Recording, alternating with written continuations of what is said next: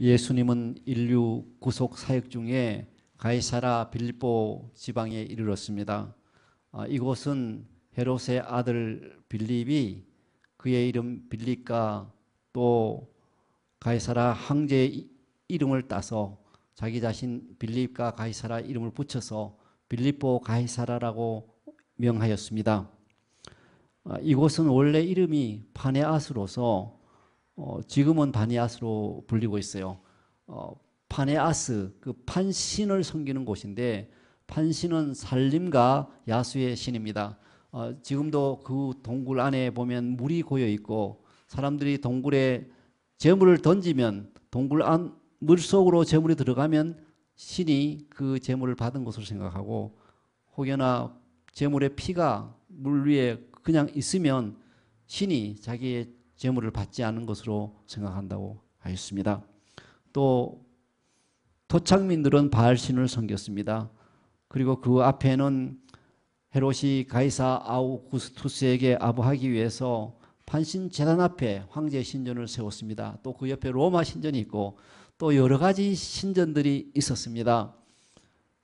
이렇게 많은 신전들이 있는데 정말 예수님은 이 말도 못하고 도움도 줄 수 없는 이 많은 신들 가운데서 너희는 나를 볼 때 사람들이 인자를 누구라 하느냐 이렇게 물으셨어요. 그것도 예수님 겸손하셔가지고 늘 인자라는 표현, 사람의 아들이라는 표현을 쓰셨어요. 인자를 누구라 하느냐 그렇게 물으셨습니다. 예수님은 기적을 행하시고 또 당신의 신성에 대한 확실한 증거를 많이 보여주신 다음에 너희는 나를 누구라 하느냐 물으셨습니다.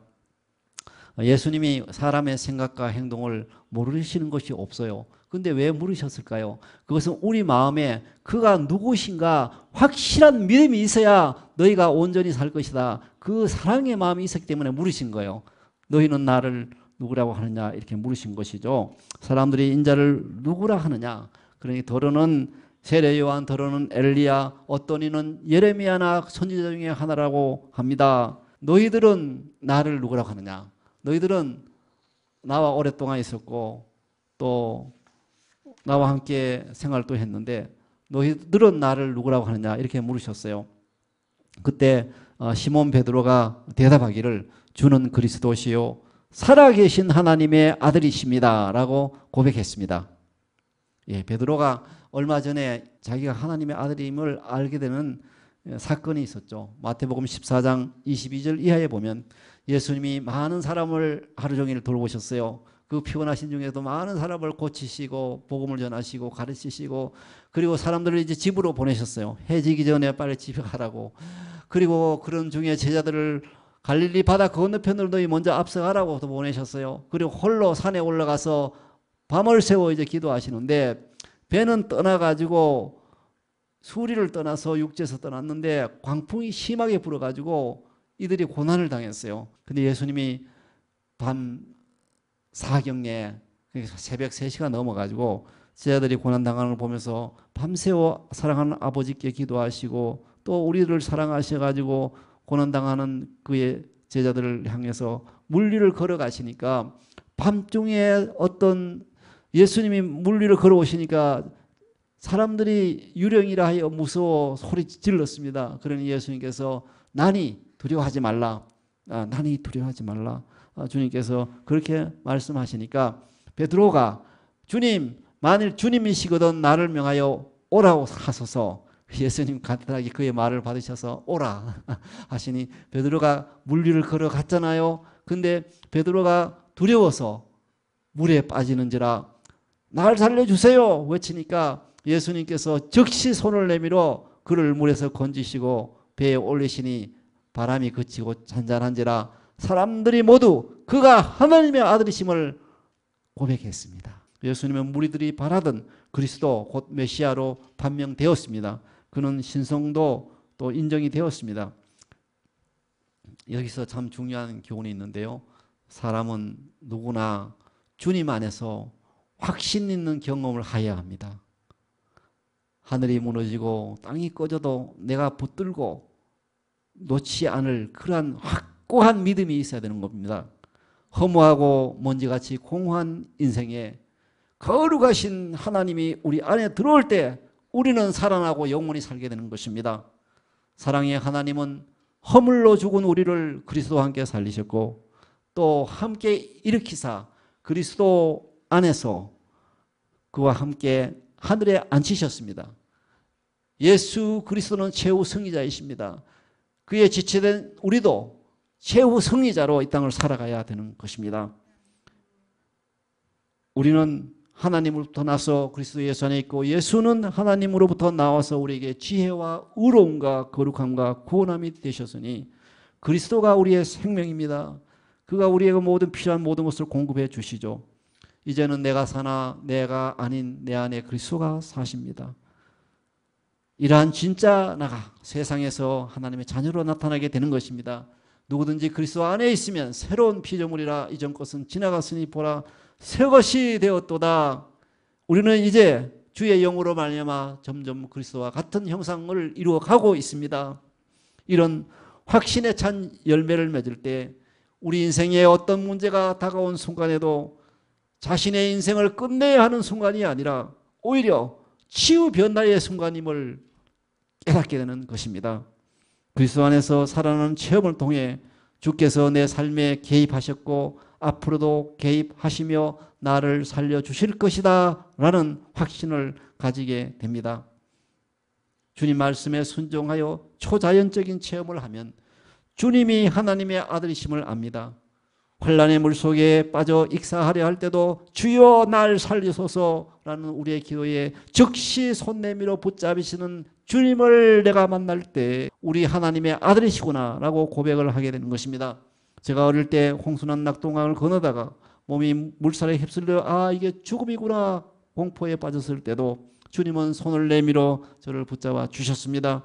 나일 같은 마음이 청결한 자는 예수님을 보기만 해도 저분은 하나님의 아들이다 이렇게 고백하게 되는 것입니다. 우리와 늘 함께 하시는 주님을 체험하면서 주는 그리스도시요 살아계신 하나님의 아들이심을 깨닫게 됩니다.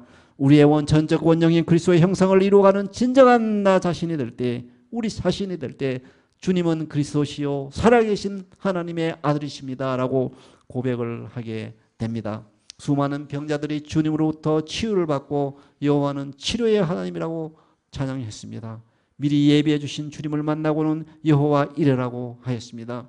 다윗은 그러한 체험을 하면서 시편 18편 2절에 여호와는 나의 반석이시요 나의 요새시요 나를 건지시는 이시요 나의 하나님이시요 내가 그 안에 피할 나의 바위시요 나의 방패시요 나의 구원의 뿌리시요 나의 산성이시로다 라고 찬송하였습니다.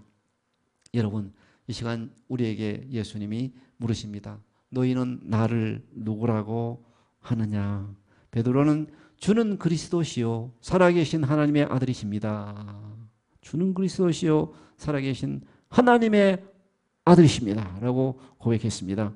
헬라어의 그리스도와 또 히브리어의 메시아는 다 같이 기름 부음 받은 자라는 뜻입니다. 이 예언된 구원자는 수세기 동안 고대되어 왔는데요. 베드로는 주는 그리스도십니다 또는 하나님의 아들입니다 라며 한 가지로만 대답하지 않았어요. 하나님의 아들 그리스도이십니다 라고 대답했습니다. 이는 본성상 예수님은 하나님의 아들이라는 것입니다. 그리스도는 하나님의 아들이므로 죽음이 그와 상관이 없고 그에게는 영생의 기쁨이 있습니다. 베드로의 고백에 예수님은 바요나 시몬아 내가 복이 있도다 이를 내게 알게 한 이는 혈육이 아니요 그 바로 하늘에 계신 내 아버지시다 라고 말씀하셨습니다. 그리스도를 알게 하는 것은 오직 하늘에 계신 우리 아버지만이 하실 수 있습니다. 주님이 그리스도시요 살아계신 하나님의 아들이심을 아는 것은 하나님의 직접적인 계시로 말미암습니다. 혈과 육은 영이신 주님을 알 수가 없습니다. 하나님께서 그리스도 안에 있는 자신의 영광을 알 수 있도록 우리의 눈을 열어주셔야 합니다. 성령만이 우리의 지각을 밝혀주십니다. 주님은 베드로가 주는 그리스도시요 살아계신 하나님의 아들입니다 라는 믿음의 고백 위에 교회를 세우셨습니다. 반석 대신 그리스도 위에 우리도 산돌들로 교회를 세워갑니다. 마태복음 16장 18절에 내가 이 반석 위에 내 교회를 세우리니 음부의 권세가 이기지 못하리라고 합니다. 음부의 권세는 죄로 인한 죽음의 법칙과 사단의 영적 조직을 말합니다. 이런 것들이 주의 교회와 교회된 우리들을 이기지 못합니다. 악마는 거룩한 교회를 유혹과 재앙과 박해를 통해 흔들려 합니다. 그러나 그리스도 안에 서 있는 신앙은 결코 요동하지 않습니다. 정복당하지 않습니다. 주는 그리스도시요 하나님의 아들로 확신하는 자만이 천국 문에 들어가는 열쇠를 가지고 있습니다. 마태복음 16장 19절에 내가 천국 열쇠를 내게 주리니 내가 땅에서 무엇이든지 매면 하늘에서도 매일 것이요 내가 땅에서 무엇이든지 풀면 하늘에서도 풀리라 하셨습니다. 땅에서 무엇이든지 매면 하늘에서도 매일 것이요 에서 매일 것이요는 피동형입니다. 곧 우리가 기도하는 대로 하나님께서 이루어 주신다는 것입니다. 내가 땅에서 무엇이든지 매면 하늘에서 매일 것이요 내가 땅에서 무엇이든지 풀면 하늘에서 풀리리라 그렇게 주님이 대답하셨는데 우리가 땅에서 한을 풀면 하늘에서도 우리의 한이 풀어집니다. 우리가 가슴에 엉거려진 분노와 용서를 풀어버리면 하늘에서도 풀어지는 것입니다. 우리가 땅에서 상처와 슬픔과 질병을 꼭 메어 쓰레기통에 버리면 하나님께서 우리에게 질병이 떠나가게 하십니다. 영원히 떠나가게 하십니다. 악의 영을 꼭 메어서 멀리 던져버리면 하나님께서도 하늘에서 멀리 버려 주시는 것입니다. 우리가 땅에서 우리의 억울함이나 죄악의 문제를 풀면 하늘에서 하나님께서도 풀어주십니다. 우리가 풀지 않으면 문제가 그대로 있습니다. 그러니 하나님 앞에 나가서 기도로 풀어야 합니다. 하나님께 나아가 우리의 모든 문제를 풀면 주님이 해결하여 주십니다. 너희는 나를 누구라 하느냐? 이 시간 주님이 여러분과 저에게 물어보십니다. 질문하십니다. 여러분 어떻게 고백하시겠습니까?